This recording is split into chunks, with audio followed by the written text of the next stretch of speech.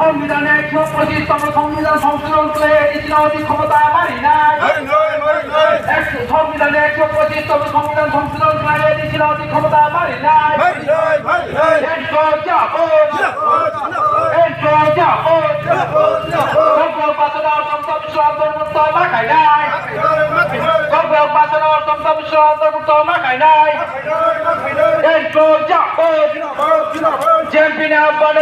বিভাগ ভিত্তিক গণতন্ত্র দলে দলে চলবে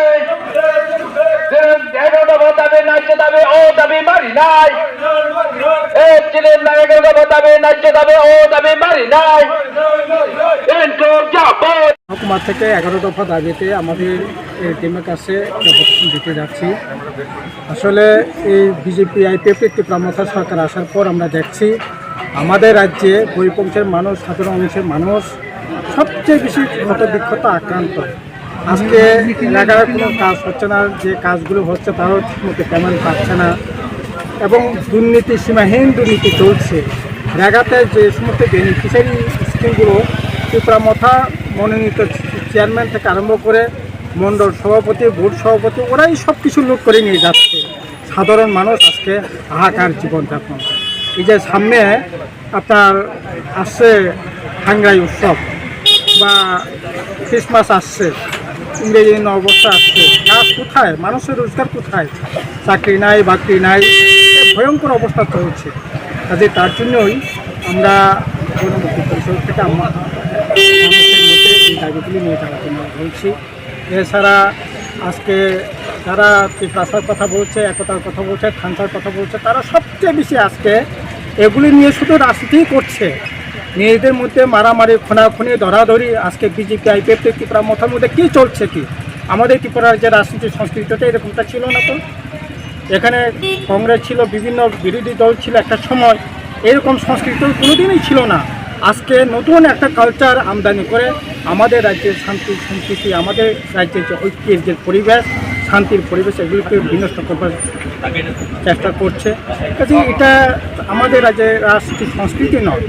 আজকে প্রদ্যোৎ কিশোর, মানিক্য এবং আপনার এই যে বিজেপির মন্ত্রীরা, ইভেন মুখ্যমন্ত্রী, কি এটা কথা হতে পারে?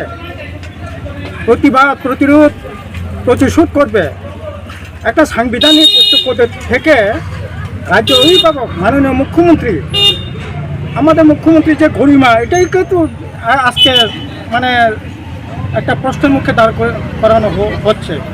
এইভাবে চলে মুখ্যমন্ত্রী মুখে এই সমস্ত কথা মানায়? প্রতিশোধ নেবেন?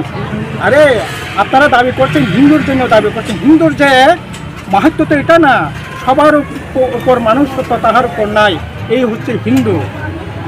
যত মত তত পথ, এই হচ্ছে হিন্দু। তৃণ থেকে তৃণতর যে করে নেয় জ্ঞানের গৌরব, সেই হইয়াছে বৈষ্ণব, এটা হচ্ছে হিন্দু। আজকে আর আমাদের মুখ্যমন্ত্রী বলছে প্রতিশোধ নিতে হবে। এই ধরনের রাজনীতি আমদানি করে এই রাজ্যে একটা আমরা মিলেমিশে আসি, যার যার মত প্রকাশ করবে, আন্দোলন করবে, লড়াই করবে, কিন্তু না, প্রতিশোধের রাজনীতি হবে। এই তো চলছে, এইভাবে চলতে পারে না। তার জন্যই আমাদের লড়াই জোরদার হবে, লড়াই আমরা করব। এবং আজকে সবচেয়ে ভয়ঙ্কর অবস্থা হচ্ছে সিএ চালু করে, ইউসিসি চালু করে, আইন করে সাধারণ মানুষের, এখানকার জনজাতি অংশের মানুষের জীবনটাকে বিপন্ন করবার গভীর রাজনীতি ষড়যন্ত্র সেখানে করে যাচ্ছে। এগুলিকে মোকাবেলা করতেই হবে, না হলে